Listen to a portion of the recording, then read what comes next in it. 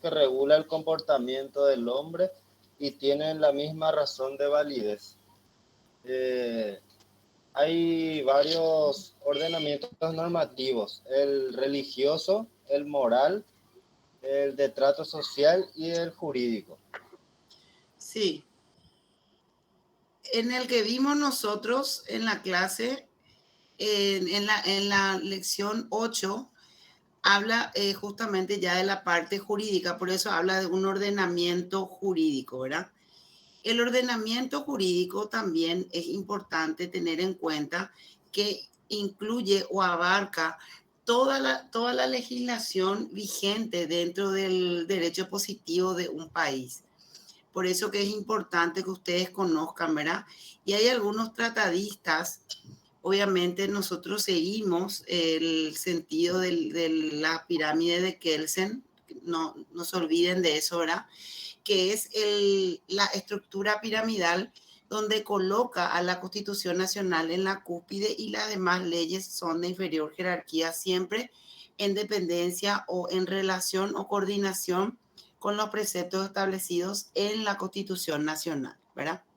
Bueno, hay dos principios o dos conceptos que menciona también en esa lección, que es la plenitud hermética y por otro lado la laguna del derecho. Eso quiero que diferencie súper bien.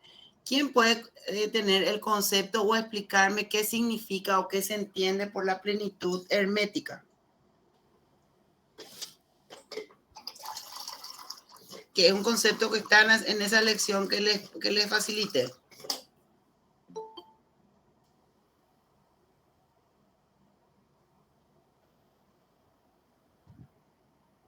Plenitud hermética. ¿Tienen a mano o no?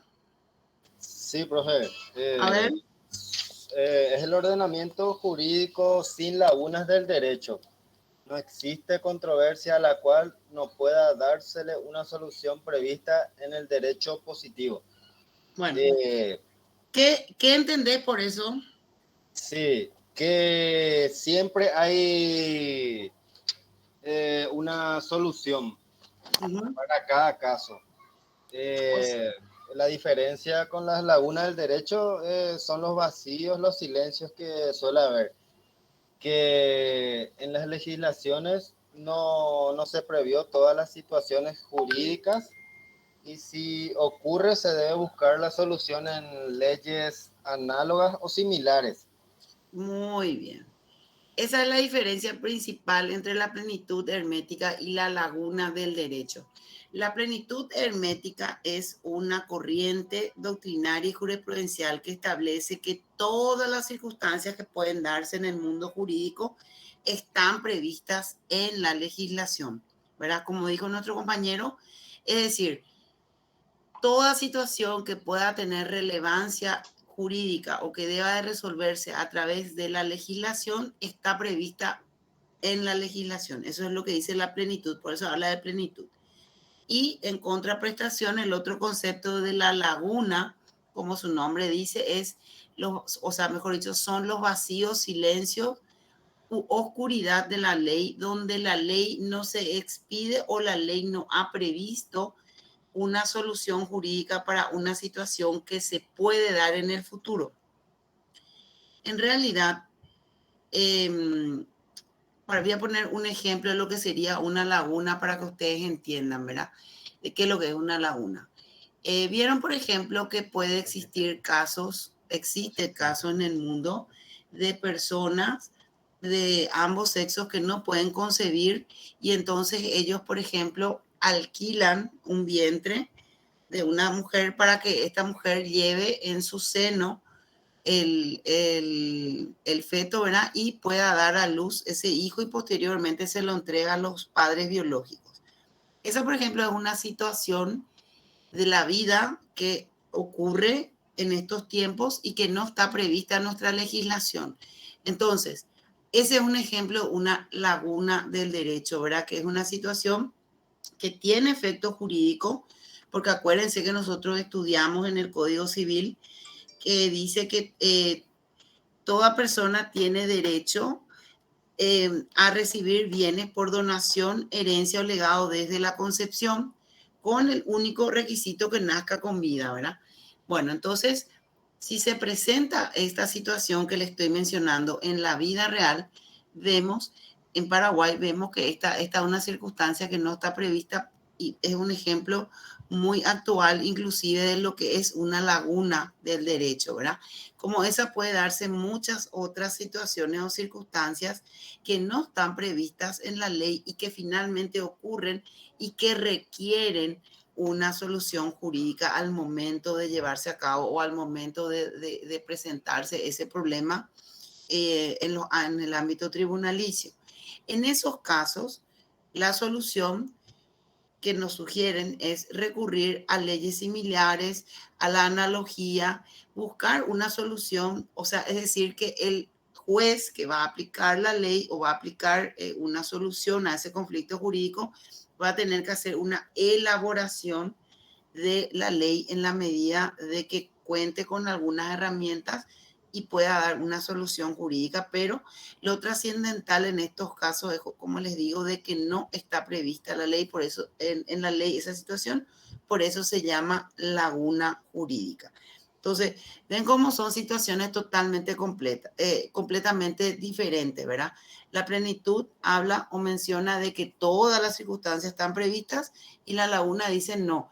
Hay cuestiones, hay circunstancias que no están previstas en la ley y para esos casos igualmente se tiene que dar una solución. La excepción siempre va a ser el derecho penal. ¿Por qué? Porque no se puede establecer una sanción a discreción de un magistrado o de un juez. En el derecho penal, para que pueda ser sancionado un hecho, ese hecho cometido tiene que estar previsto con anterioridad en el código y establecido la pena que le va a corresponder en caso de que cometa ese hecho, ¿verdad? Esa es la única excepción, pero en todas las otras ramas sí se mantiene vigente este criterio de laguna la laguna del derecho. Muchas veces también esta laguna del derecho es utilizada para posteriormente la creación de leyes o de normas jurídicas, toda vez que sea necesaria su elaboración y posterior implementación al derecho positivo. ¿Comprendieron la diferencia que existe entre la plenitud hermética y la laguna del derecho, verdad? Sí, profe, Sí, perfecto. profe, se entiende. Bueno, perfecto. Voy a dar algunos avisos también antes de entrar a la lección 9. A ver, ¿recibieron todos sus temas de trabajo práctico? ¿Qué tal? Sí, ¿Sí? Sí, profe. Bueno, tienen ya su tema asignado, la fecha asignada también, que es la que está también en el Classroom, así como los parciales. No sé, ahora si la facultad va a tomar una resolución distinta con respecto a las clases, hasta donde sé nosotros, o este primer semestre, mejor dicho, va a seguir siendo virtual, salvo que haya otro aviso distinto, digamos, de la facultad o de la misma universidad. Por otro lado, los exámenes parciales ambos exámenes parciales van a ser con la modalidad virtual y el final va a ser con la modalidad presencial. Eso también poner a su conocimiento para que vayan manejando también. Para ese examen final presencial, ya he solicitado inclusive un aula con la capacidad que abarque de los alumnos. Hasta ahora son casi 100 los alumnos.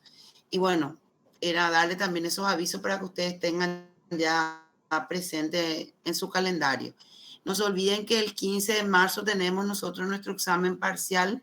Entonces, vamos a ver si el próximo jueves, a ver un poquito el calendario. No. El próximo martes podemos tomar una prueba así para que ustedes puedan tener idea de cómo sería el examen de manera virtual y que puedan hacerlo, pero no vamos a ocupar probablemente todo el horario de clase, sino va a ser a última hora nomás les voy a dar. Entonces tenemos todavía una clase que sería la del 10 y el examen sería el 15. ¿Estamos? Sí, ¿Qué doctora. pasa? Sí, profe. Profe, una consulta. Sí, ¿Hasta qué unidad va a salir en la parcial? Si me puede, por favor, volver a... bueno. Nuestro examen parcial va a ser hasta la lección 11. De la 1 a la 11 va a ser nuestra lección parcial. Nuestro examen parcial, quiero decir, nuestra prueba parcial. De la 1 a la 11. ¿Estamos? Gracias. Bueno, entonces vamos a reanudar entonces con la lección 9. Hoy vamos a dar los valores jurídicos, la justicia, el orden y la seguridad. ¿Qué son los valores jurídicos? Hay tres problemas fundamentales de la filosofía del derecho. Esta una parte, o sea, esta asignatura se relaciona con la parte de la filosofía del derecho que maneja conceptos como el ontológico, el lógico y el axiológico. Entonces, el primer problema que vamos a tratar de entender ahora es el axiológico. Y vamos a empezar por el concepto. ¿Qué es la axiología jurídica? Es la parte de la filosofía jurídica que estudia la estructura valorativa del derecho enfocada en su aspecto universal. Entonces, la axiología va a ser aquella parte de la filosofía que estudia cuál es la estructura de los valores del derecho desde el punto de vista universal. Es lo más amplio que se tiene, por eso habla de una estructura o de un aspecto universal en cuanto a lo que es la filosofía jurídica. Los valores jurídicos, por otro lado, son aquellos que los hombres deben de realizar en sociedad mediante normas cuyo cumplimiento puede exigirse coercitivamente. Cuando hablamos de coercitivamente, hablamos de que puede ser exigido de manera compulsiva, obligatoria, y si no se la cumple de esa forma, existe una sanción para casos de incumplimiento. Todos estos valores que nosotros estamos mencionando suponen siempre que existe una estructura o está estructurado estos valores dentro de lo que es una sociedad. Y estos valores jurídicos tienen características que son, la primera característica cuando hablamos de que tienen su efecto en una sociedad es obviamente la bilateralidad, que importa o que significa que intervienen siempre dentro de las relaciones interpersonales o de convivencia, ¿verdad? Que es la condición necesaria para que sea considerada un valor jurídico.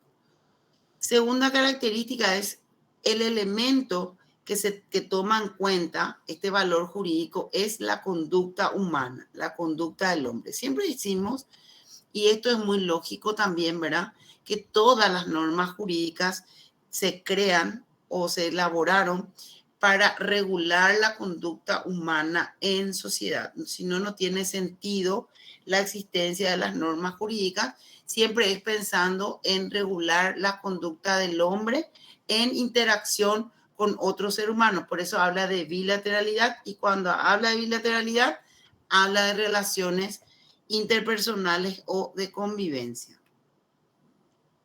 Por otro lado, tenemos qué son los valores positivos y qué son los valores puros.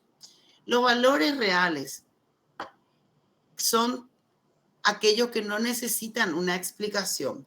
Ejemplo, cuando decimos que este contrato es justo o que esta ley es justa, es porque todas esas modalidades que decimos hay una esencia común que es la que permite que la califiquemos como justas. Para poder hablar de un concepto de justicia pura o absoluta desde el punto de vista de la filosofía, es cuando se recurre a la axiología jurídica. ¿Por qué? Porque cuando hablamos nosotros de justicia como un valor dentro del derecho, es un concepto que desde un inicio siempre fue muy amplio, porque abarca demasiadas cosas, ¿verdad? Ulpiano, por ejemplo, definió siempre que la justicia es el arte de dar a cada uno lo suyo. Y decía esto como un arte, porque muchas veces ese valor justicia no tiene la misma interpretación en todos los seres humanos, ¿verdad? Porque siempre hay varios puntos de vista que se toman en cuenta, pero lo que se procura a través del valor de la justicia siempre es asignar o dar de una manera más práctica, sería, ¿verdad?, a cada persona lo que le corresponde conforme a derecho. Bueno, para hacer una síntesis de los valores jurídicos, esto que estamos mencionando está en el libro de Frescura y Candia. Él habla el libro habla de que no es solamente la justicia el único valor jurídico que se debe de considerar, también se debe de considerar otros valores jurídicos como el orden, la seguridad y la justicia.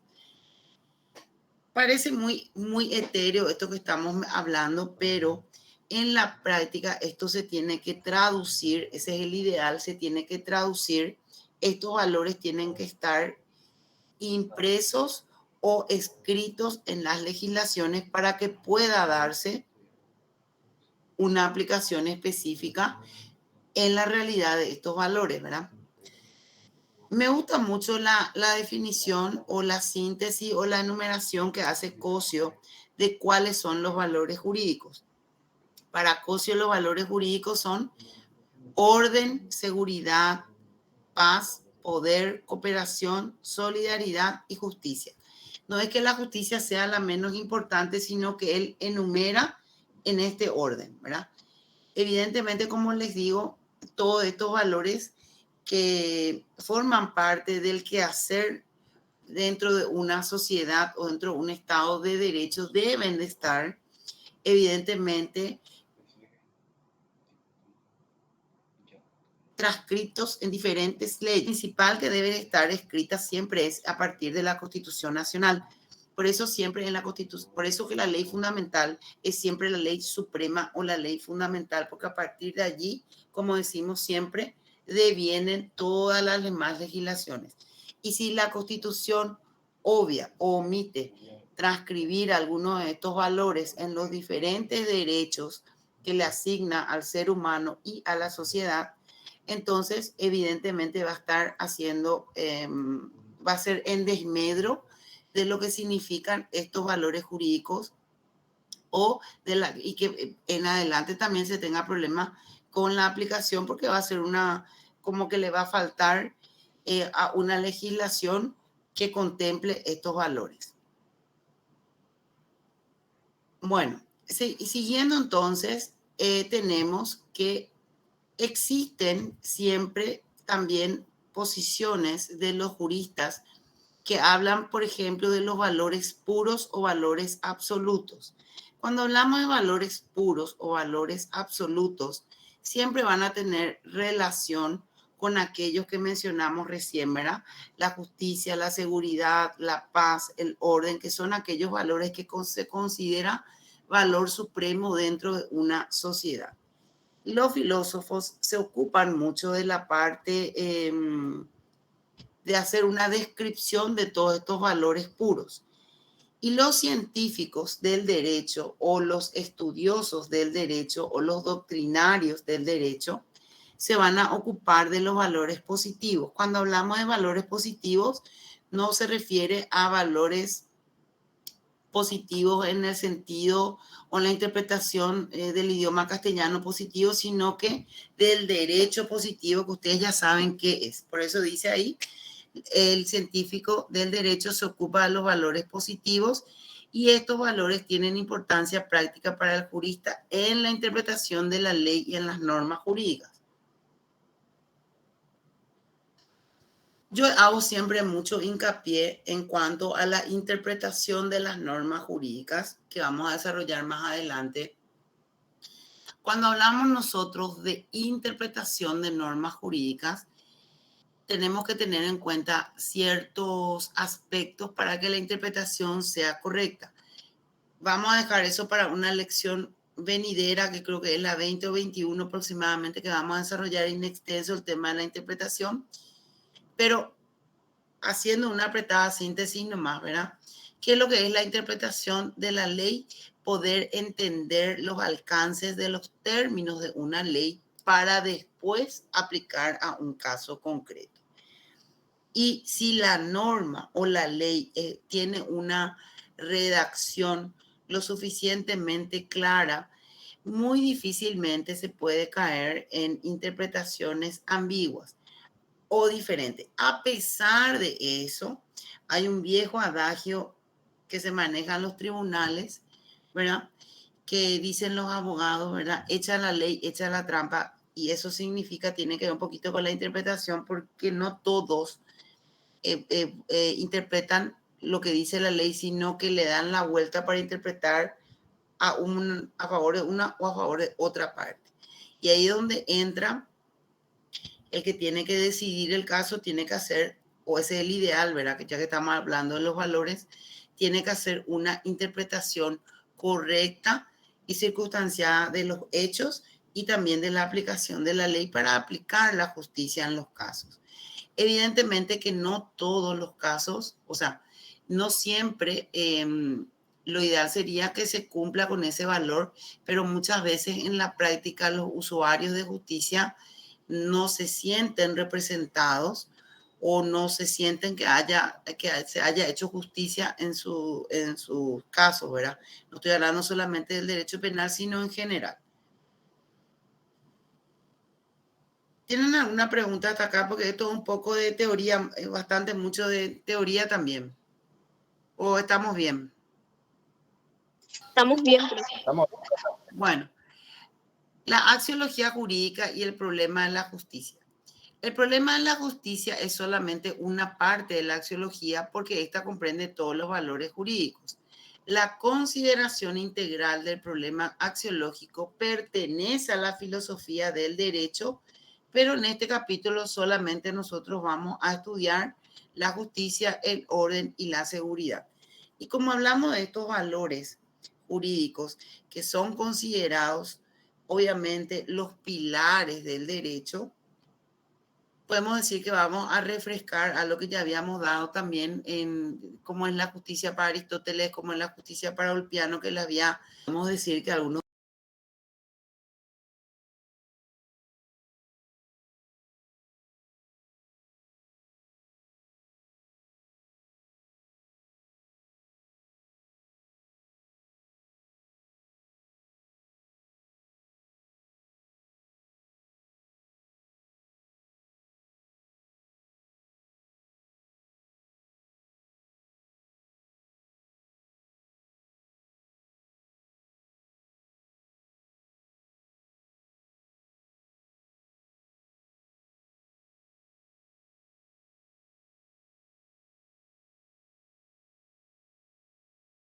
derechos son injustos. Ahí tenemos como ejemplo, históricamente no siempre las mujeres podíamos depositar el voto a unas elecciones, ¿verdad? Con el tiempo, con los años, fue una conquista del derecho de la mujer que puedan participar en igualdad de los hombres en las elecciones para elegir a sus representantes, e inclusive hoy en la Constitución también se habilita a que las mujeres puedan ser, no solamente votar, sino también presentarse como candidatas a determinados cargos públicos, a todos, ¿verdad? Y tenemos, por ejemplo, un derecho injusto que es la esclavitud, ¿verdad? Mucho se habló, ese es en líneas generales, ¿verdad? Pero quiero nomás bajar un poquito más a la realidad con un ejemplo. Cuando estábamos en la pandemia y salían los decretos que prohibían la circulación o la libre circulación de la sociedad, o le daban un margen de horario para circular, muchos decían que este decreto no usaban la palabra injusto, decían que era inconstitucional. Pero al mal y pronto también se puede analizar de que en el fondo también tendría algo de injusticia porque privaba en cierta forma del derecho a la libertad, pero lo privaban por también precautelar otro derecho, que es el derecho a la salud pública y a la vida de las personas. Entonces vemos que estos conceptos que parecerían son abstractos o que no se aplican en la realidad, o en la actualidad, vemos de que sí tiene su aplicación porque constantemente, como las leyes están en un constante movimiento, ¿verdad? Constantemente también esto se ve y se percibe como una circunstancia bien palpable dentro de la sociedad. Santo Tomás de Aquino decía, el derecho injusto no es derecho, lex injusta not es lex, en romano por supuesto, en latín. ¿Cuál es el problema para saber si es un derecho injusto o no? Es saber si existe un criterio universalmente válido que nos permita evaluar el derecho positivo para establecer si es justo o no. Y les voy a poner nomás un ejemplo para que entrara un poquito en debate, ¿verdad? Universalmente está aprobado o está garantizado el derecho a la vida, pero no en toda la amplitud como lo tenemos en Paraguay, ¿verdad? Y sin embargo, hay corrientes de diferentes países, inclusive en Paraguay solamente que se torna inaplicable, porque eso ya les expliqué por qué también, que pretenden cercenar este derecho a la vida, ¿verdad? Sea a través de un aborto o qué sé yo, ¿verdad? Y fíjense nomás cómo en un país que si bien es cierto, se maneja su propia legislación en cada estado, como en los Estados Unidos, la pena de muerte, por ejemplo, no rige en todos los estados, sino rige solamente en algunos. Entonces, en ese caso es dable este análisis, ¿verdad? Entonces, esa pena de muerte que rige, por ejemplo, en el estado de Texas, ¿es justo o no es justo dentro de un mismo estado donde tenemos otros estados donde está prohibida la pena de muerte? ¿Ven? Colisionan, como que colisionan valores o, como dice ahí, derechos positivos totalmente opuestos. Uno que va a favor de la vida y otro que inclusive condena algunos hechos con la pena de muerte. Existen también estos valores jurídicos que son variables a través del tiempo. ¿Esto significa qué cosa? Estos valores jurídicos en el tiempo, como la sociedad va cambiando y se va actualizando, se va renovando, van teniendo nuevas ideas, nuevos pensamientos, generacionalmente, hace también de cierta forma de que estos valores se modifiquen en algún aspecto. Víctor Hugo decía que ser bueno no es fácil, que ser bueno es fácil, que lo difícil es ser justo. Y realmente si analizamos con todo el bagaje de circunstancias que tenemos en la actualidad, vemos de que de verdad tiene mucha razón en cuanto a que es muy difícil aplicar la justicia, inclusive en el ámbito privado, particular, doméstico de la sociedad, y ni qué decir a través de las leyes. Ustedes tienen acceso a la diapositiva, ¿verdad? Sí, profe. Sí, Bueno, profe. el problema de la justicia de nominaciones. Se puede llamar a este problema en la justicia que estamos viendo, pues se puede llamar como ideal del derecho, derecho ideal, racional, justo, principios generales del derecho o inclusive derecho natural. ¿Por qué derecho natural? Porque nosotros ya habíamos visto que el derecho natural es universal, es superior al derecho positivo. ¿Se acuerdan? ¿Qué más dije yo del derecho natural? A ver, ¿quién se acuerda? Ya no voy a decir yo. ¿Quién se acuerda? Concepto de derecho natural. El derecho que tiene de por sí un ser humano. Uh-huh. Los que son inadheribles puede ser la palabra de la persona de nacimiento y también a las que está por nacer. Inmutables, inamovibles, superior al derecho positivo. Muy bien. Por ejemplo, el derecho a la libertad, el derecho a la vida, el derecho a la igualdad, etcétera, ¿verdad? Solamente para refrescar, ¿verdad? Siempre los estudiosos dan soluciones afirmativas y negativas. Las negativas o los que niegan la existencia de esta justicia como la estamos estudiando, sostienen que niegan la existencia de un criterio racional de validez absoluta y aceptan como verdaderos los principios de justicia variable en el tiempo y en el espacio. Los negativistas dicen que no se puede sintetizar o esquematizar el valor de justicia porque este valor de justicia no es estático, se mueve y varía a través del tiempo.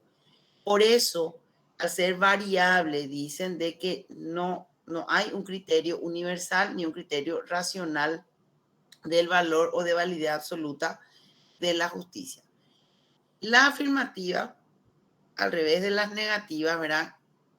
Son también filósofos, obviamente. Comenzámoslo con Platón. Para Platón, el concepto de la justicia es que cada cual haga lo que tenga que hacer. Platón deja al arbitrio del ciudadano o de la persona componente de la sociedad a que aplique la justicia.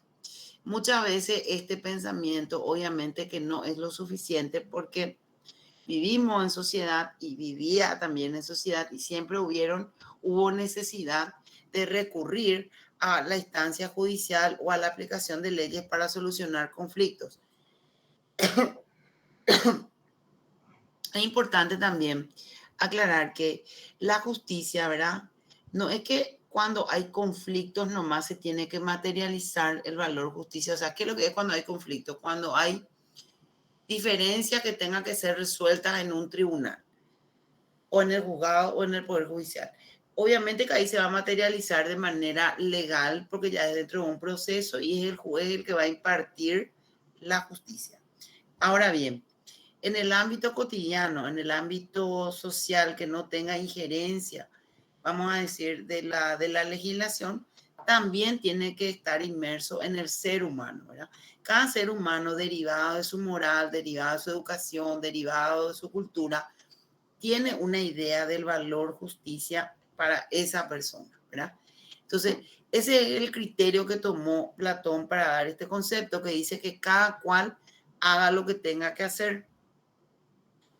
Aristóteles distingue varios tipos de justicia. Esto es lo que yo ya le había facilitado en la lección 5, que es la justicia general o universal, que es la primera que él hace, la más grande, ¿verdad? Es la justicia como virtud total, es decir, como el resultado de todas las virtudes. La justicia general o universal busca el bien común de toda la sociedad, subordinado a esa finalidad todos los intereses de los individuos. Esa es la general. ¿Cuál es la justicia general para Aristóteles? Aquella que busca el bien común de toda la sociedad o de toda la colectividad. Entonces, orienta, dice, la actividad gubernamental destinado a ese bien común. Acuérdense que Aristóteles hace una división o una clasificación. Esto ya tienen ustedes en la lección 5. No sé si la leyeron, ya les va a sonar. Les pregunto si ya tienen conocimiento de esto, ¿verdad? Chicos. Profe, disculpa, no te escuché. Esta parte que nosotros estamos dando, tengo entendido que está también en una de las lecciones que ya les facilité, me parece que en las 5. Si me pueden confirmar, si ya les suena esto que estamos viendo, de la justicia particular, la justicia distributiva, correctiva, sinalamática. Sí, profe, habíamos hablado también eso. Bueno, esto es como un repaso de esa parte, porque el programa insiste en hacer esa fijación. De todos modos, les voy a facilitar nomás para que lo tengan, porque es muy importante. Yo quiero que ustedes rindan bien su examen parcial, ¿verdad? Porque tanto a ustedes les va a servir, obviamente, ir acumulando puntos, pero necesito que tengan ustedes precisión en esto. Justicia particular es un aporte del filósofo a la teoría de la justicia que según sea la circunstancia en que juegue el principio general de repartición igual, entonces va a regular las relaciones de los individuos entre sí y de estos con la sociedad entera. La justicia particular es aquella, según la definición de Aristóteles, que tiene como objetivo regular la relación entre los particulares y de los particulares con el Estado. Pero en este caso, el objetivo principal es la del particular, como su nombre dice. Siempre yo les digo, chicos, esto es una clave que le doy no solamente para mi materia, sino para toda la carrera. Del propio concepto, título, ustedes pueden sacar, sin pilotear, el concepto de lo que tienen que estudiar. Aristóteles, esta justicia particular, no la universal que vimos recién, sino que la particular es la que divide en distributiva, igualadora, correctora o sinalagmática. Tiene 3 nombres. Y esta otra vez vuelve a dividir en justicia conmutativa, judicial y justicia de subordinación y de clase social. Entonces, ¿qué es la justicia distributiva o proporcional? Se considera aquí que todas las personas son iguales y que la proporcionalidad de que habla Aristóteles se refiere a la repartición proporcional de bienes, honores y beneficios. Es un principio creado por Aristóteles y que tiene aplicación práctica en la actualidad. Nosotros la adoptamos como también un valor y está en la Constitución Nacional esta justicia distributiva. ¿Qué quiere? Y le voy a decir enseguida en el artículo. La justicia distributiva o proporcional, su nombre te está diciendo que Aristóteles, para distribuir la justicia desde este punto de vista, habla o asemeja a una distribución geométrica o proporcional a la matemática de la justicia. Y por eso dice ahí, es la repartición proporcional de bienes, honores, funciones y beneficios. O sea, en la medida que la persona tenga capacidad para hacerse beneficiar, para poder tener esta contraprestación de bienes, honores, lo va a recibir. Y este es un valor o un principio, como les mencioné, por eso dice distributiva o proporcional, que inclusive nosotros la adaptamos en la Constitución. Si tienen a mano el artículo 47 o 48 que habla del derecho a igualdad, lean así cuál es. Artículo 47. Artículo 47. ¿Alguien puede leer, por favor, de la Constitución Nacional? Que es cómo se traduce este concepto de Aristóteles. A ver, Ingrid. De las garantías de la igualdad. Sí. El Estado garantizará a todos los habitantes de la República la igualdad para el acceso a la justicia, a cuyo efecto allanará los obstáculos que la impidiesen. La igualdad ante las leyes, Sí. la igualdad para el acceso a las funciones públicas no electivas, sin más requisitos que la idoneidad, y la igualdad de las oportunidades en la participación de los beneficios de la naturaleza, de los bienes materiales y de la cultura. Bueno, a ver, Ingrid, de esto que leíste, ¿cuál de los incisos te parece que es el que traduce así la justicia distributiva? Que habla de la proporcionalidad o repartición proporcional de bienes. ¿Cuál de estos incisos? La igualdad ante las leyes. ¿Podría ser? ¿Y otro? La igualdad de oportunidades en la participación en los beneficios de la naturaleza, de los bienes materiales y de la cultura. Y había uno que decía, sin más requisitos. Que la idoneidad, la igualdad del acceso a las funciones públicas no electivas, sin más requisitos que la idoneidad.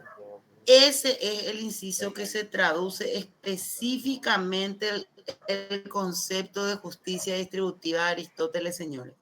¿Qué estamos estudiando nosotros? Aristóteles decía que la justicia distributiva se va a repartir proporcionalmente los bienes, honores y funciones, de acuerdo, dice, a la capacidad de cada uno.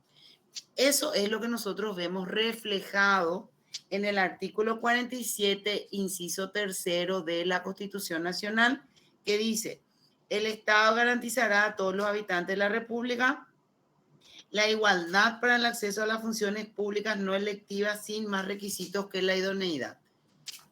¿Estamos? Entonces, ojo, porque en la diapositiva dice Constitución Nacional nomás. Ese es el artículo 47, inciso 3 de la Constitución Nacional. Otra clasificación que tenemos es la justicia correctiva, igualadora o sinalagmática. Tiene 3 nombres, significa que se puede preguntar de cualquiera de las 3, correctiva, igualadora o sinalagmática. El concepto que da Aristóteles de esto es la igualdad de prestación entre lo que se da y lo que se recibe. Nadie puede recibir más o dar más de lo que le corresponde. Y en toda relación jurídica debe existir una proporción entre lo dado y lo recibido.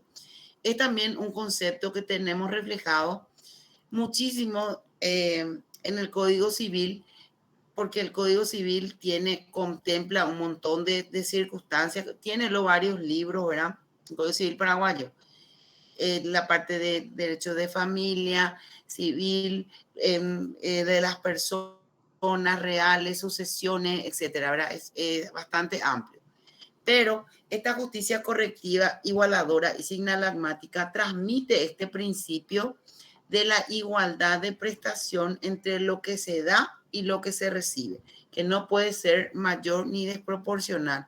Por eso habla de que en este caso la justicia tiende a tener esa corrección, a igualar entre lo que se da y lo que se recibe. Por eso se llama de esa forma. Esta justicia igualadora, correctiva o sinalagmática se vuelve a subdividir en conmutativa, judicial, de subordinación y de justicia social. La conmutativa, que viene de la palabra conmutar o cambiar, consiste en la equivalencia exacta entre las cosas, entre lo que se da y lo que se recibe. Es decir, hay una compensación. Por eso habla de que hay una conmutación, razón por la cual la igualdad exige que nadie pueda recibir de más ni de menos de lo que le corresponde. La judicial ya habla se aplica, mejor dicho, para los casos de controversia o cuando interviene un juez o ya hay un pleito judicial que deriva en los tribunales, y por eso es una justicia judicial. Es decir, en este caso, obviamente ya no van a ser las partes las que van a impartir la justicia, sino que va a ser el juez a través de su resolución. Por otro lado, la justicia de subordinación es otro principio también elaborado por Aristóteles, que establece que el Estado crea las leyes y que las leyes son obligatorias y por ende se las debe respetar para que sea como una medida de seguridad también de todos los que forman parte del Estado de Derecho. Así tenemos que es la justicia de subordinación. Por eso nosotros, los ciudadanos y todos los que formamos parte de este país, ¿verdad?, tenemos la obligación de cumplir lo que dicen las normas jurídicas, porque es una justicia de subordinación. Todos estamos sometidos o subordinados a la legislación. Y por último tenemos la justicia social, que es un deber jurídico de solidaridad y cooperación para el logro del bien común. Y la justicia, esta clasificación se da para los casos que no se someten a los tribunales o que no llegan a los tribunales. Es para aquellos conflictos que se dan en la sociedad, pero que se resuelven, digamos, de manera particular o extrajudicial, pero tiene que tener como objetivo el bien común del ser humano y por ende el bien común de la sociedad. Aristóteles comprendió que la aplicación de la ley a los casos concretos puede originar muchas injusticias, por lo que recurre a la equidad. ¿Y qué es la equidad? La equidad es el valor supremo o superior otra vez a la justicia. Algunos juristas mencionan que la equidad es el perfeccionamiento de la justicia, o sea, es es superior otra vez a lo que es el valor justicia. Ahí está. ¿Cuál es la definición de Ulpiano de la justicia? Voluntad constante y perpetua de dar a cada uno su derecho. Ulpiano definía a la justicia como voluntad, porque es la voluntad del ser humano que se traduce en aplicar esta justicia. ¿Sí, Oliver? Perdón, profe, se me fue sin querer nomás.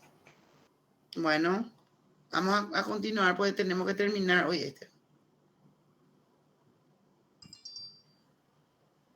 Bueno. Por otro lado tenemos a Santo Tomás de Aquino. Esto también está en la lección 5, ¿verdad? Si me confirman, por favor, los que ya tienen a mano.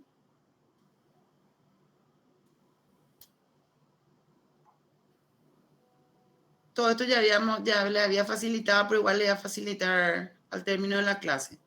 Bueno, Santo Tomás de Aquino viene a complementar la teoría de Aristóteles en su obra La Suma Teológica y define a la justicia como el hábito con el cual, con perpetua y constante voluntad, se le da a cada uno su derecho.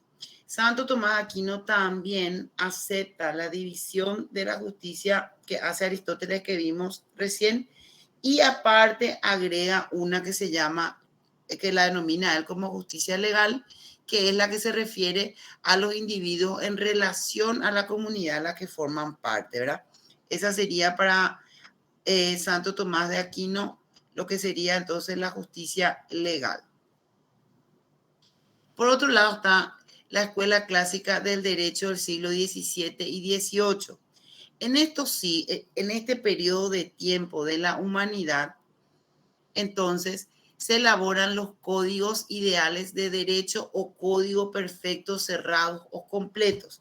En este periodo histórico del derecho, los juristas hablaban de la plenitud del derecho que habíamos visto recién, ¿verdad? O sea, que todos los conflictos, todo lo que podía suceder tenía una solución en el derecho y estaba escrito ahí.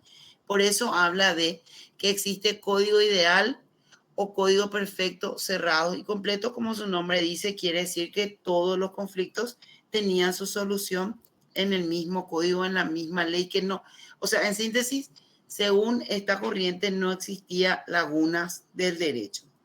Y en estos códigos cerrados, completos, como les mencioné, se incluían principios inmutables de justicia, como el que causa daño a otro debe indemnizar, que es un concepto que tuvo su evolución y que tenemos nosotros en el Código Civil paraguayo como un derecho de que las personas, ¿verdad?, que puedan reclamar a otra en concepto de indemnización de daños y perjuicios, que es un concepto adoptado también por nuestra legislación.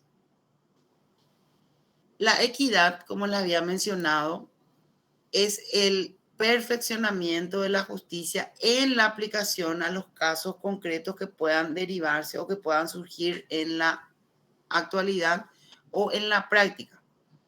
Entonces, ¿de dónde viene la equidad? Viene del griego epikeia, que literalmente significa igualdad. En Roma se la llamó aequias, que significa justicia y prudencia. No se concibe derecho sin equidad. No se concibe derecho sin equidad. O sea, no se puede hablar de un derecho, de un estado de derecho sin equidad, que es el perfeccionamiento de la justicia. Es decir, en los casos en que existan algunas dudas de aplicación de normas jurídicas, se debe utilizar el valor equidad para darle la aplicación correcta o adecuada a ese conflicto.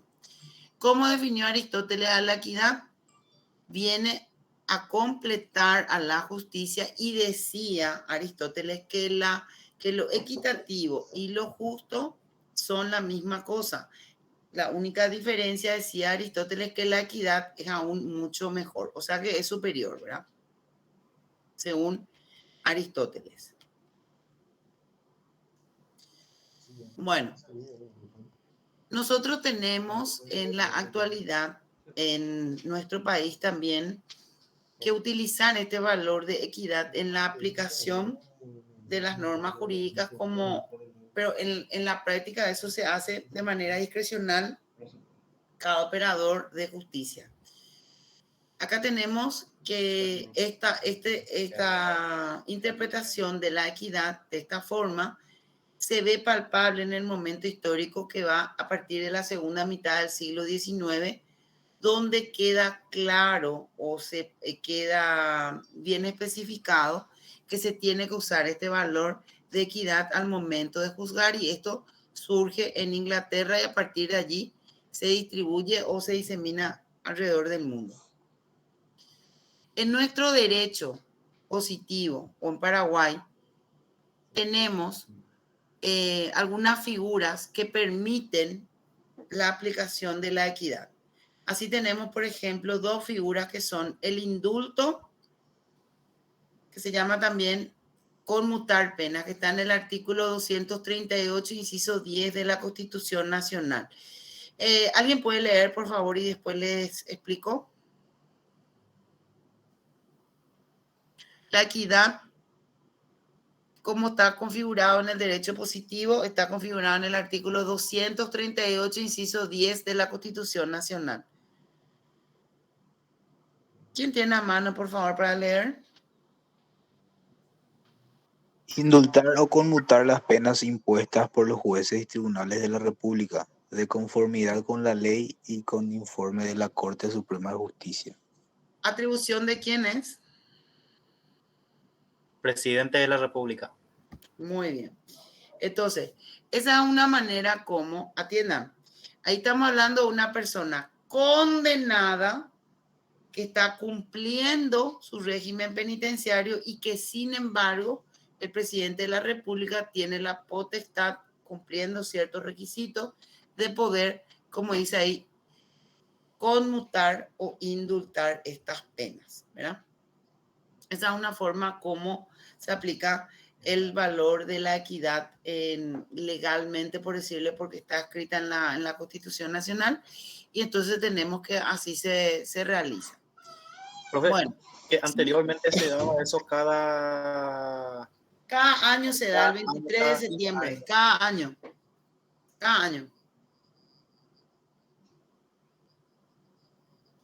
Una vez al año se hace. Y es atribución exclusiva del presidente de la República. ¿Cuáles son los vicios de la justicia? O sea, ¿cuáles son las circunstancias que impiden o coartan el normal desarrollo de la justicia? Son la arbitrariedad, la ilegalidad y la injusticia. ¿Qué es la arbitrariedad?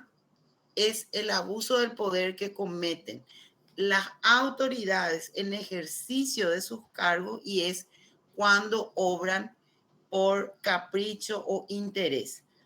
Se llama también, esa es la arbitrariedad, o sea, característica principal de la arbitrariedad, solamente la pueden cometer las autoridades en el ejercicio de sus cargos que realizan la conducta, sea por capricho o interés. Tenemos a diario, abrimos el diario y vemos un montón de abusos, de hechos de arbitrariedad cometidos por autoridades, lastimosamente, ¿verdad?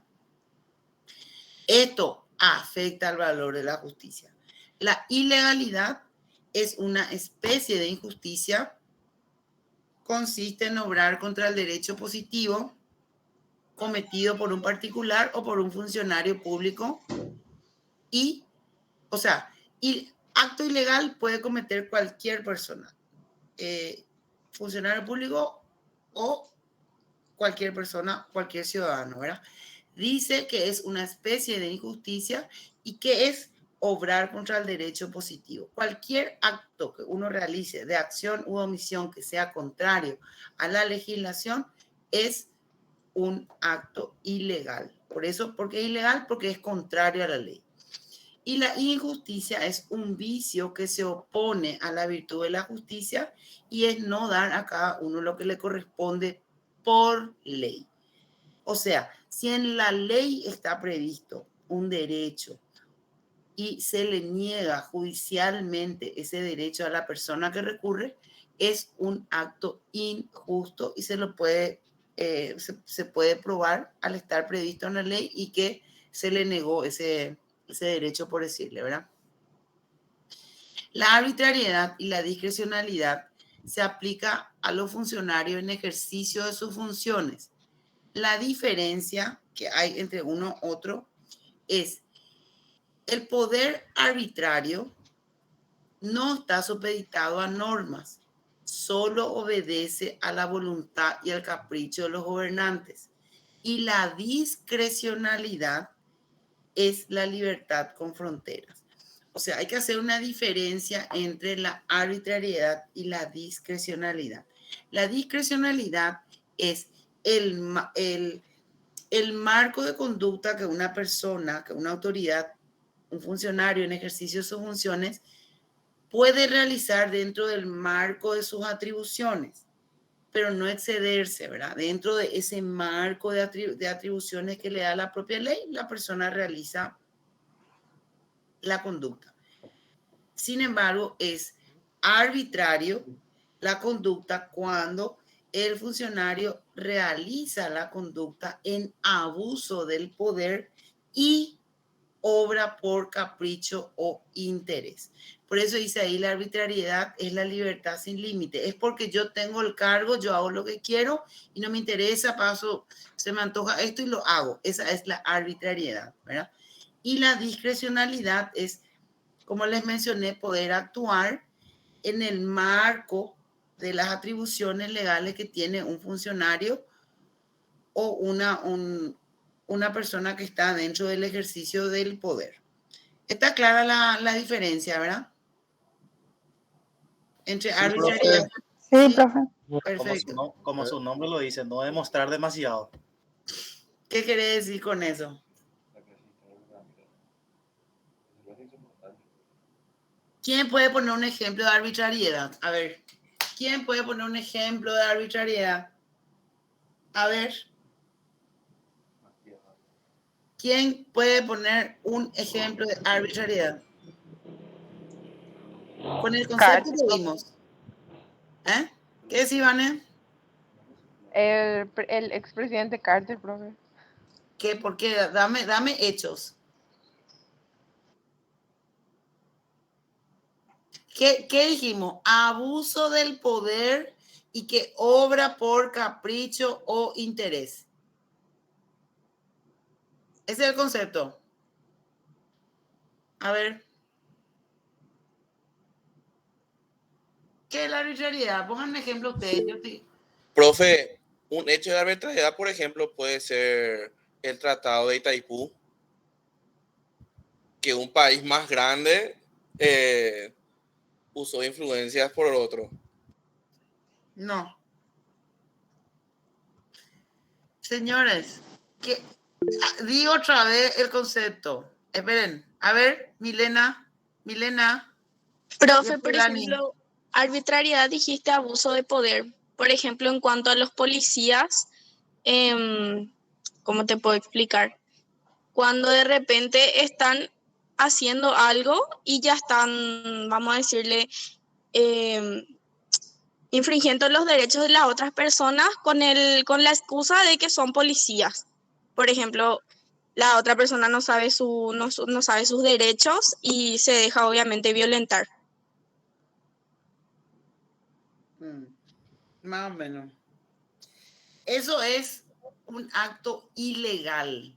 Atiendan la característica de la arbitrariedad reúne dos condiciones. Funcionario público y su... En las empresas privadas también, profe. En las empresas generalmente también sucede eso, que la empresa se maneja de modo arbitrario. Por ejemplo, una persona nomás toma decisiones y no le consulta al resto, por ejemplo. De esa manera podríamos decir. Pero no es un acto arbitrario porque el de la empresa no es funcionario público. Cuando se hacen contrataciones. Por eso insisto, le voy a poner otra vez ahí el concepto para que lean. ¿Qué dice? ¿Qué dice el concepto? ¿Quién puede leer el concepto? Y me saca no vamos a terminar la clase si nos sacan ustedes un ejemplo. Profe, ahora, ¿puede ser un ejemplo de los problemas que está ahora en la facultad con la vicedecana? Lean el concepto. Sáquenme un... Profe, puede ser cuando en una entidad pública se hacen contrataciones sin concurso correspondiente. Les doy 5 minutos. Voy a ir a traer agua. 5 minutos les doy. Voy a traer agua porque tengo sed. Ni eso. 3 minutos. Lean y piensen un poco. Anímense, cena. Dice por capricho e interés serían eso, pueden ser también. Dale, chicos, googleen. No sale nada en Google, no sale nada. Puede Nadie ser, se por quiere ir ejemplo, si es preso. que alguien... A mí me salió algo. Que cuando Cartes quiso hacer la enmienda y Con la se guerra, le efectivamente. ¿cómo era? Se le detuvo a 2 personas y a 2 personas que estaban en el partido liberal.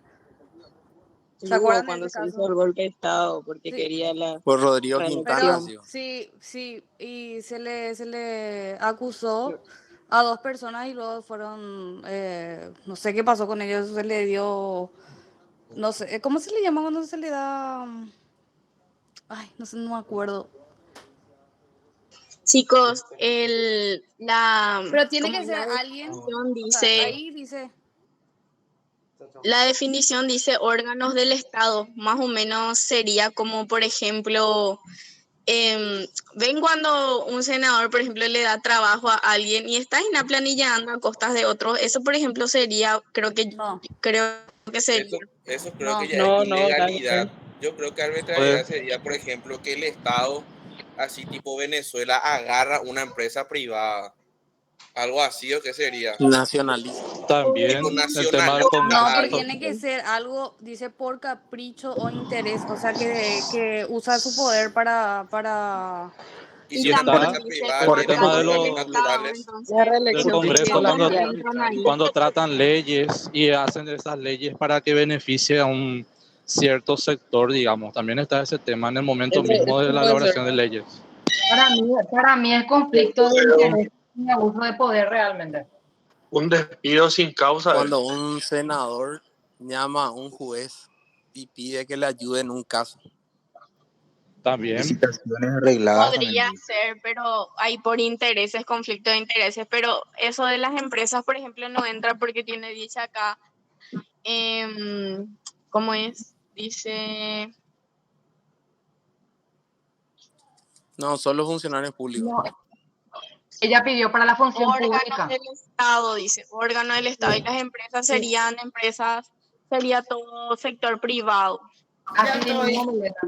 Sacaron, Prof. a ver, Puede ser Prof. cuando La reelección presidencial. examen. A ver, Un despido injustificado puede ser, profe. Moción de Edson, orden. Un despido injustificado, un despido sin causa porque le habilita al despedido a acudir a la justicia. ¿eso qué es? ¿Arbitrariedad o ilegalidad? Ilegalidad. Ilegalidad. Arbitrariedad, yo le digo. A ver, Milena. Profe, acá estábamos pensando con los compañeros en tu ausencia y me escuchaste. Y No, yo no le dije- escuché porque me fui a poner hielo en mi vasito. Y yo dije, por ejemplo, dice órganos del Estado. Los planilleros podría ser, ¿viste? Cuando un senador le trae a su familiar a cobrar por costas de otro. Lean a papá y piensen. Lean a yo quiero para que van. Muy bien, ese es un acto de ilegalidad. ¿Qué dice nuestro concepto? Conducta antijurídica propia de quién? Órgano del Estado. Es una falta propia de los gobernantes en el ejercicio de sus cargos que abusan el poder y obran por capricho o interés. Profe, y la contratación también directa, así sin concurso, puede ser también. Eso que le nombran a su pariente, eso. Sí, puede ser. El que tema de obraron- reelección presidencial puede ser también. Puede ser obraron por capricho de interés. ¿Se dan cuenta los actos de ilegalidad? Encima les dije cuando les expliqué, les dije, vemos a diario actos de arbitrariedad cometidos por autoridades, lastimosamente, ¿verdad? Cometidos por autoridades que, ¿sabes qué? Dos condiciones tiene, un ratito, Vane. Dos condiciones tiene la arbitrariedad a diferencia de la ilegalidad. Uno, que es un funcionario público gobernante y que en ese cargo realiza el acto de abusar del poder que tiene y que ese abuso del poder tiene como motivación que realiza el acto por capricho o interés. Capricho o interés, esa es la motivación. Sí, Male, ¿quién quería comentar algo? Vane. Profe, puede ser, por ejemplo, la captura que hicieron el Tribunal de Brasil hacia Horacio Cartes. Porque, a ver, quiero que me expliques. Porque estamos hablando de arbitrariedad. Cuando se utilizan bienes del Estado para campañas políticas. Muy bien, muy bien. Esos son actos arbitrarios. Los actos arbitrarios, señores, son privativos de las autoridades. Los otros actos que estamos viendo son actos que pueden ser ilegales. La ilegalidad, te dice su concepto, especie de injusticia que consiste en obrar contra el derecho positivo y lo puede realizar cualquiera, una persona, un funcionario o también un ciudadano. Milena. Profe, hace un rato, por ejemplo, la compañera te dijo, profe, algo sobre el expresidente Horacio Cartes. Me acuerdo que puede ser que al dejar de ser presidente son diputados vitalicios o senadores vitalicios, no recuerdo muy bien. Pero eso sería, cuando él estuvo en su mandato, quiso hacer lo de la reelección. Pero en cuanto al derecho positivo, dice que no puede, o sea, años y años no se pueden reelegirse los presidentes. Entonces eso no sería arbitrariedad, sería ilegalidad. Muy bien, por un lado. Por otro lado, el tema de ser senador vitalicio, todos los que fueron presidentes de la República por Constitución Nacional son senadores vitalicios. Entonces no es un acto de arbitrariedad ni de ilegalidad. Está en la Constitución y es correcto, ¿verdad? Sino que quería volver a jurar otra vez, parece. No, claro, porque fue electo. Como senador otra activo. vez, claro, fue electo otra vez en una elección y bueno, finalmente que no se hizo el juramento y finalmente, ¿verdad? Bueno, a lo que yo voy nomás es que yo lo que quiero que ustedes diferencien son los actos que van en contra del valor justicia, ¿verdad? Que no todos son arbitrariedades. El ejemplo que puso una compañera que ocurre dentro de una empresa privada, por ejemplo, no es una arbitrariedad, sino puede ser un abuso, como dice, qué sé yo, un directivo nomás da una resolución o algo unilateralmente, ¿verdad? Que le afecta a todos. Podría ser ilegal, pero arbitrario no es. ¿Por qué? Porque no es un gobernante o una persona que cumple una función pública. ¿Comprendieron la diferencia? Profe, ¿y puede ser que los, no sé, ponerle concejales acepten ciertas licitaciones porque van a conseguir algo a cambio? Entonces, ahí, bueno, eso sería también arbitrariedad. Claro, y ahí sería que obra por capricho o por interés. Por interés. Yo que quiero que ustedes razonen, ¿sí, Adriana? Adriana Florentín. Profe, ¿puede ser el uso indebido de las influencias? Ustedes me dan un título que me dice el expresidente, me dice, díganme un ejemplo, así yo les voy a decir y ustedes mismos van a sacar la conclusión si es o no es. Por eso, un ejemplo puede ser, por ejemplo, cuando se usan bienes del Estado, bienes públicos. O sea, se autorizan la utilización de bienes públicos para beneficios particulares. Claro, por ejemplo, vamos a suponer, camioneta de la fiscalía o de la corte que se use, que por ejemplo, yo uso para irme a la peluquería o para irme al súper. ¿Qué eso es? ¿Hay arbitrariedad o ilegalidad? Arbitrariedad, profe. ¿Te das cuenta? Para mí que hay las dos cosas también. Porque es ilegal y es injusto. Porque está usando las cosas del Estado para su beneficio. Para una cuestión particular, ¿verdad? Sí. Bueno, entonces eso es un ejemplo de arbitrariedad. O sea, toda conducta del ser humano que va en contra de lo que establece la ley es un acto ilegal, sea que lo cometa una persona común o sea que lo cometa un funcionario. Ahora, la arbitrariedad, como les mencioné, tiene sus características que ya repetí varias veces y que ven ahí en la diapositiva. Entonces, ustedes, es nomás un ejercicio mental para que ustedes ya hablen después con propiedad cuando vean los casos. No, este es un acto arbitrario, este es un acto ilegal. ¿Estamos? Bueno, y como última diapositiva teníamos para terminar, tenemos el orden y la seguridad, que son valores que se persiguen como finalidad del valor justicia, ¿verdad? Obviamente, si vos no tenés justicia en un país o no tenés la aplicación correcta del valor justicia en un país, no vas a poder ofrecer ni seguridad jurídica ni tampoco un orden dentro de lo que sería una sociedad. ¿Qué es lo que es la seguridad jurídica, señores? La seguridad jurídica trae consigo el concepto del respeto a los derechos adquiridos, a la existencia de los organismos destinados a organizar nuestro país. Y de esta seguridad jurídica derivan o surgen dos instituciones que están consagradas en la Constitución Nacional. La seguridad jurídica significa, en palabras sencillas y prácticas, que todos los ciudadanos nos vamos a someter a la misma ley y todos los ciudadanos tenemos que ser respetuosos de esa ley y saber que existe un poder del Estado que va a aplicar la ley en caso de conflicto. Y de este principio que les dije recién, surgen dos principios también que están consagrados en la Constitución Nacional. En el artículo 14, la irretroactividad de la ley y la cosa juzgada.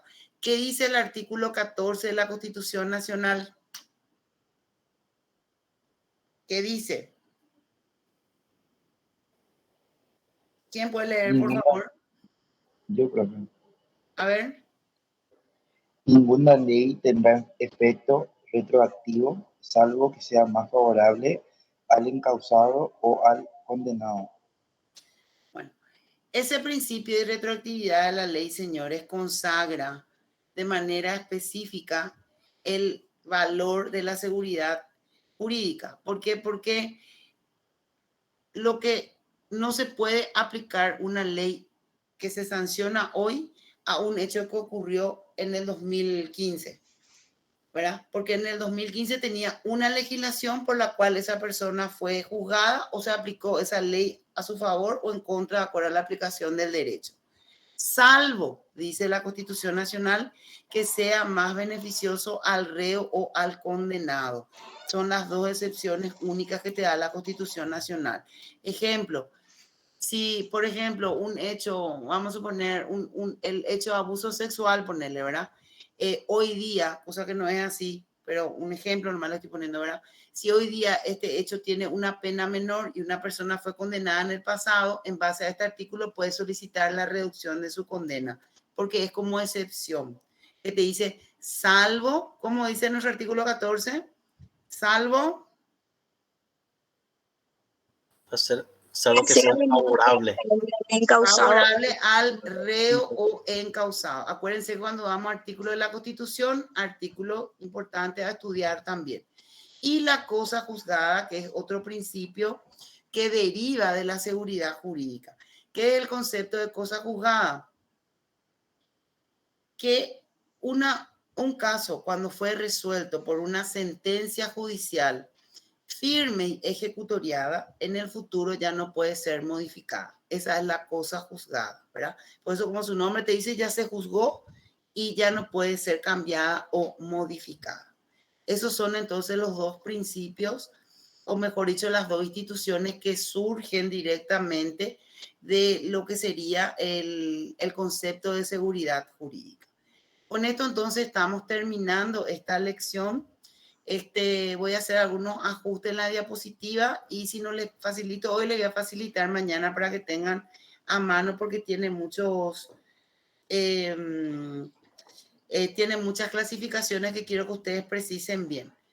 Bueno, con eso estamos terminando nuestra clase. ¿Sí, Pedro? Una última pregunta. Sí. ¿Qué pasa si creo que el homicidio, la condena es, el plazo es de 25 años? 30 es ahora. 30 es ahora. Hace poquito nomás eso era, profesora. Sí, hace unos años. Supongamos que en el 2010 o que una persona cometió el homicidio, pero ya tiene hora de captura, hora de detención de la fiscalía, pero nunca se le agarró, nunca se le agarró. Y después ahora se le agarra. Y cuando eso era 25 años, ¿y ahora cómo hacer cuando se le agarra y cuando se le juzgue? ¿Y qué dice? ¿Cuándo cometió el hecho? Bueno. Va a ser ese que le sea más favorable. Exacto. ¿Ves? Ese es mi objetivo principal, chicos. No solamente para la materia, sino para la carrera. La carrera del derecho es una carrera de mucho razonamiento jurídico. Es importante que nosotros ejercitemos ese razonamiento jurídico desde ahora, que están empezando, para que ustedes se vayan relacionando. Y por eso siempre yo bajo a la práctica lo que encuentro de los textos que tenemos que estudiar en introducción, que muchas veces son teorías, son clasificaciones, son pensamientos de juristas. Cuando encuentro algo que se pueda adaptar a nuestra legislación, especialmente la Constitución Nacional, la adapto para que ustedes vean de que no se quedó en un principio etéreo, en una clasificación jurídica, sino que la utilizamos. Milena.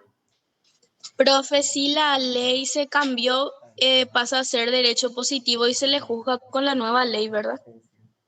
Y depende, Reina, de la pena, si es en el ámbito penal, ¿verdad? Sí, a la pregunta que hizo el compañero. Bueno, pero él habló de un caso X, donde tenía una pena en el 2015 y ahora tiene una pena mayor. ¿Cuál ley se va a aplicar? Y recién leímos el artículo 14. ¿Verdad? Y el artículo 14 habla de que solamente se va a aplicar retroactivamente cuando le favorece al reo o al encausado. Entonces, si la condena hoy es mayor a la de hace, por ejemplo, del 2015, se va a aplicar la del 2015 porque esa es la que le favorece, ese es nuestro sistema. ¿Sí, Ingrid? De hecho, que la persona va a tener un abogado defensor y va a solicitar la pena mínima. O sea, que la anterior, porque claro, le va a agarrarse de ese artículo. Sí, y de hecho que el juez que atienda la causa no puede aplicar una pena que no sea la correcta. Tiene que saber, el juez tiene que conocer el derecho y no puede hacer ese tipo de aplicaciones. Tiene que saber, además de que el abogado obviamente va a pedir si es que pasó inadvertido por el juez. ¿Está? Bueno, sí, estos conceptos entonces son muy importante que ustedes manejen, ¿verdad? Porque les va a servir muchísimo también, no solamente para la materia, sino para adelante. Bueno, Dios mediante, entonces nos estaríamos viendo el jueves ya con la siguiente lección. Quedamos así, que tengan muy buen resto de jornada. Muchas gracias, profe. Gracias. Hasta luego. Nos vemos. Chao, chao. Profe, gracias. Saludos, profe.